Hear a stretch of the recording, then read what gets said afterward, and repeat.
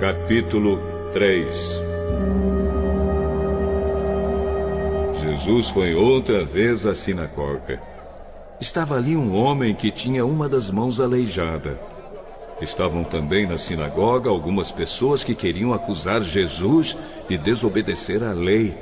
Por isso ficaram espiando Jesus com atenção, para ver se ele ia curar o homem no sábado. Ele disse para o homem: venha cá. O que é que a nossa lei diz sobre o sábado? O que é permitido fazer nesse dia? O bem ou o mal? Salvar alguém da morte ou deixar morrer? Ninguém respondeu nada. Então Jesus olhou zangado e triste para eles, porque não queriam entender, e disse para o homem: estenda a mão. O homem estendeu a mão, e ela sarou. Logo depois, os fariseus saíram dali e, junto com as pessoas do partido de Herodes, começaram a fazer planos para matar Jesus.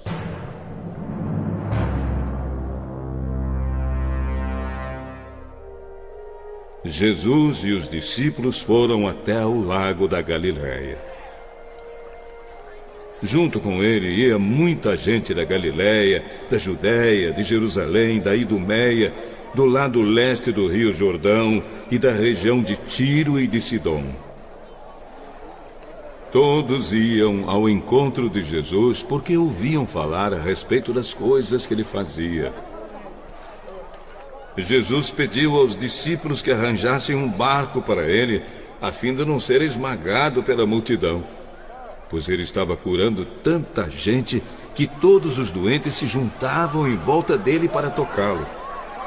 E as pessoas que tinham espíritos maus, ao verem Jesus, caíam aos pés dele e gritavam: o Senhor é o Filho de Deus! Mas Jesus proibiu duramente os espíritos de dizerem quem ele era. Jesus subiu um monte, chamou os que ele quis, e eles foram para perto dele. Então escolheu 12 homens para ficarem com ele e serem enviados para anunciar o Evangelho. A esses 12 ele chamou de apóstolos. Eles receberam autoridade para expulsar demônios. Os 12 foram estes: Simão, a quem Jesus deu o nome de Pedro; Tiago e João, filhos de Zebedeu. A estes ele deu o nome de Boanerges, que quer dizer filhos do trovão. André, Filipe, Bartolomeu, Mateus, Tomé, Tiago, filho de Alfeu, Tadeu, Simão, o nacionalista, e Judas Iscariotes, que traiu Jesus. Quando Jesus foi para casa, uma grande multidão se ajuntou de novo, e era tanta gente que ele e os discípulos não tinham tempo nem para comer. Os parentes de Jesus souberam disso e foram buscá-lo porque algumas pessoas estavam dizendo que ele estava louco. Alguns mestres da lei que tinham vindo de Jerusalém diziam: ele está dominado por Beelzebu, o chefe dos demônios. É Beelzebu que dá poder a este homem para expulsar demônios. Então Jesus chamou todos e começou a ensiná-los por meio de comparações. Ele dizia: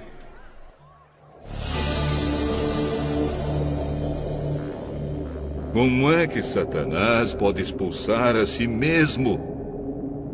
O país que se divide em grupos que lutam entre si certamente será destruído. Se uma família se divide e as pessoas que fazem parte dela começam a lutar entre si, ela será destruída. Se o reino de Satanás se dividir em grupos e esses grupos lutarem entre si, o reino não continuará a existir, mas será destruído.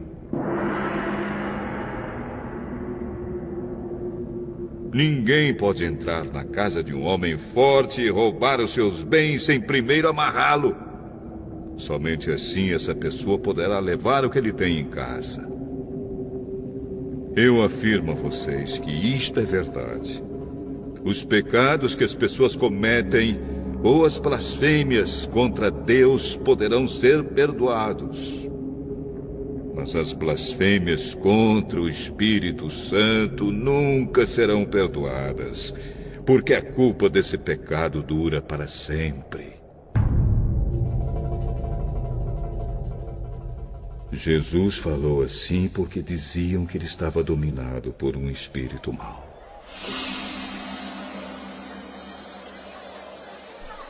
Em seguida, a mãe e os irmãos de Jesus chegaram. Eles ficaram do lado de fora e mandaram chamá-lo. Muita gente estava sentada em volta dele e algumas pessoas lhe disseram: Escuta, Jesus. A sua mãe e seus irmãos estão lá fora. Estão procurando o Senhor. Jesus perguntou: Quem é a minha mãe? E quem são os meus irmãos? Aí olhou para as pessoas que estavam sentadas em volta dele e disse: Vejam, aqui estão a minha mãe e os meus irmãos. Pois quem faz a vontade de Deus é meu irmão, minha irmã e minha mãe.